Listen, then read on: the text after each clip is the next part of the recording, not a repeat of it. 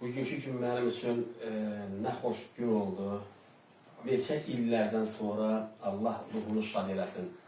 Bizim Tovuzun yəni Karifey sənətkarı Aşıq İmran Həsənovun sazı gördüyünüz kimi bu günləri yenə Xudusaz evində deməli simlərin dəyişdik, canlanır. Bax, həmin bu sazlı, bu sədəfli saz Aşıq İmran Həsənovun sazıdır, əziz dostlar. Və oğlu Firdovsini gördüm, gəldi, biz saz çaldıq, sonra sahib, uzun müddət oğlu sahib yanında onun həm sənət yoldaşı, balamançısı, neçə illər yoldaşlıq elədik, qonağımız oldu və bu sazın simini dəyişdik, yenidən bu sazı halı özünə gətirdik. Allah gözəl sənətkarımızın ruhunu şad eləsin, ocağını həmişə yanar eləsin, isti eləsin. Allah Xudamiyə də rəhmət eləsin. Çox gözəl bir gün Sizə oldu. də can sağlığı. İndi sahib qardaşıma deyəcəm, gənə elə bil ki, rəhmətliyin ruhu şad olsun, bir balaca banamanda qoy öz ifasını Eləyər, eləyər.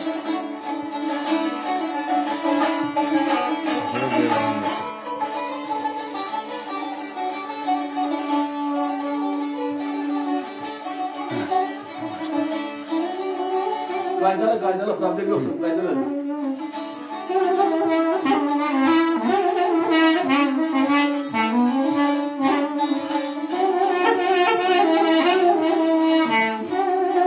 Bizə mənə oxunacaqsan. Allah, bir bəndə olar. Arxa.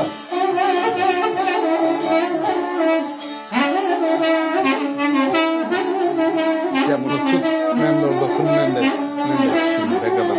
Otur oradan.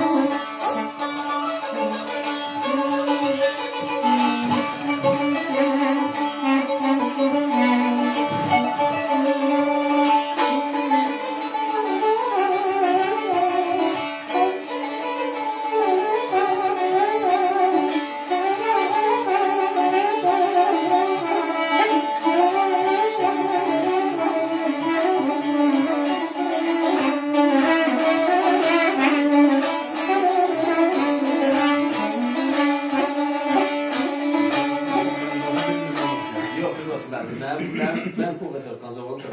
Yani, belki sen özür. Utanca olmasaydı nasıl olardı?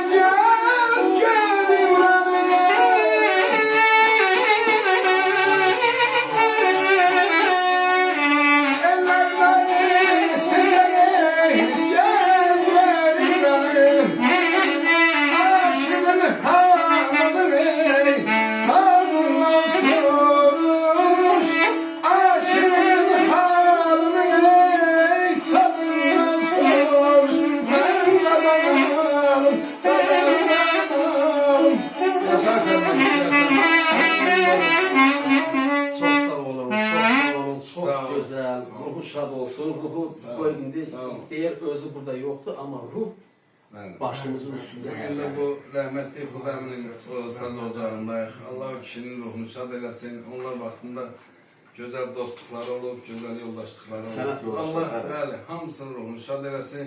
Bax, bu ocağı da var olsun, özün, balaların. Həmişə bu sənət qoy daim yaşasın və sizin əlinizdən çıxan sazlar qoy Azərbaycanın bütün məclislərini bəzəsin. Çok sağ var olun, olun. çok sağ olun. Sağ olun. Sağ olun.